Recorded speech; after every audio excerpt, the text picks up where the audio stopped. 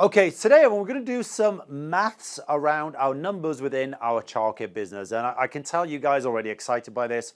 I know how much you all love maths. You probably don't, neither do I. But actually, we need to do these numbers. And sometimes business owners often bury their head in the sand. They don't know their numbers. So we're going to talk through some basic principles right now to really stress the importance and the urgency of having someone in place to be following up on your inquiries. So let me just draw this out. Imagine you were a center that is licensed for 120 children, okay? So we're licensed for 120 children. Now, let's imagine that we only have 60 of those spots filled. So we have 60 spots vacant, okay? So what we want to do now is, if we know we've got 60 spots vacant, we're going to times that by the amount that we charge per day. Let's assume in this scenario, we're just going to say it's going to be $80. That means on average right now, we're missing out on $4,800 per day. Okay, think about that. So with 60 spots vacant and we're charging $80 a day, that means on average we're missing out on $4,800 per day. Okay, already quite a scary number.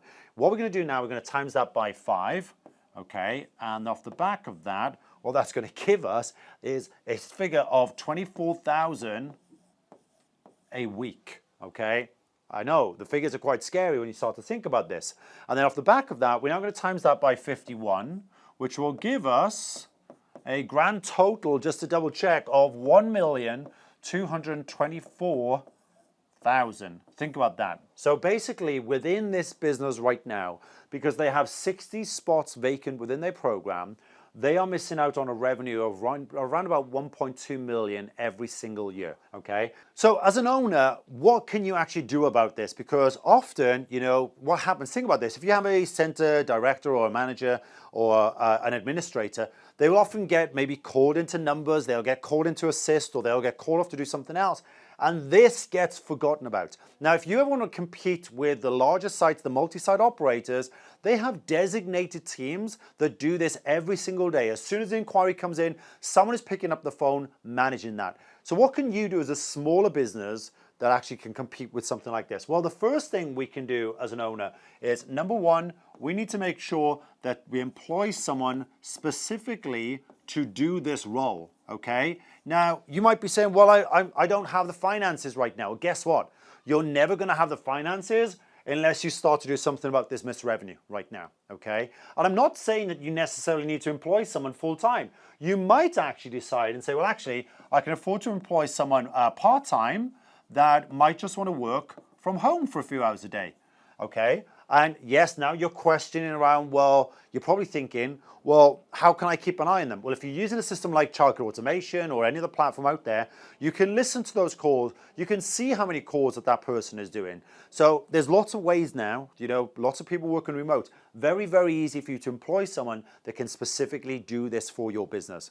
Number two, we need to set the expectations of what we want this individual to do, because often, you know, we'll employ someone, but actually we don't check in and train them. So super important, guys, if you're going to employ someone to do this for you, hopefully, there you go, I can't read my writing. So if you need to make sure you set the expectations. And what I mean by that, well, I mean we need to make sure we fully onboard that person. We need to train them. We need to, you know, any frequently asked questions that come into our business, we need to give them the answers to be able to, you know, answer those questions for those parents when those parents make inquiries. Because often I see so many business owners that will throw someone into this role and not make it crystal clear on what that person's got to do.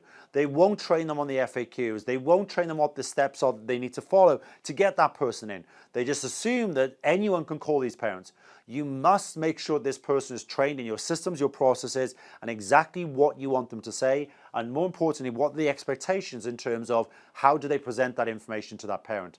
Another big one that we need to focus on as well, which sounds crazy, but we need to show empathy, because the amount of people that actually, you know, call parents back that just do not show any empathy at all to parents. Think about this. This might be the parent's first child, and they're looking for someone that they can trust to look after their child. And if you have, with the greatest respect, admins are great at what they do, but they're not great at doing sales, and they're not great at showing empathy, okay? So the point I want to make to you guys here is, it's super, super critical to make sure that whenever this person is dealing with those parents and they're listening, they actually listen. There's a reason why we have two of these, and we have one of these. We should be listening way more than we should be speaking. So if a parent wants to talk to you about their journey, they want to talk to you about the troubles they had during pregnancy, we need to listen, we need to pay attention, and we need to show empathy. And I guarantee you that someone like in an admin position or a center director position has not got the time to actually sit there and listen to these families. But if you don't, or you don't build a rapport, relationship, and show empathy, you're probably not going to get that parent to come in the first place. Now, the next one I want to move on to is money, because the amount of centers that say to me that they don't actually have the money in place to do this. So we need to look at cost per sign up or enrollment or whatever you guys want to call it, okay? And we've touched on this on other videos, but it's super, super important that we don't just say, oh, I'm going to spend, for example, $300 a month right now, and that's my budget. That's what I'm done. Well, you know, if you've got a large center to fill, you've got 20, 30, 40, 50, 60 spots to fill, I guarantee you $300 a month is not going to get you anywhere near there. So the point I want to make to you is you need to understand, what does it actually cost you to get someone into your business? Now, there are lots of trainings online we have around this, but you must understand, because think about this. If I know that every time that I spend, for example, let's just cross that out, and I know that if I spend, for example, let's just go back one step. Okay, there we go. So if I know that it's costing me, I don't know, $102 or $120 even, to get someone enrolled in my program that's going to be spending maybe, $1,000 a month, $1,500 to $1,800 a month, are you willing to spend $120 to get someone to sign up to your program?